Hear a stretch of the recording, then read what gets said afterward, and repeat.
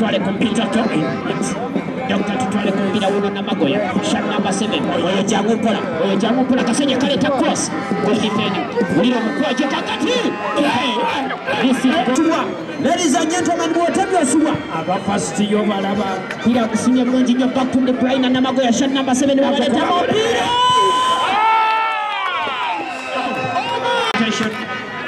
Unifax ina katona koromani ile wajemula bakoma musindi 12 mama wewe ni chali ya mtawana tuze kumpira ladies and gentlemen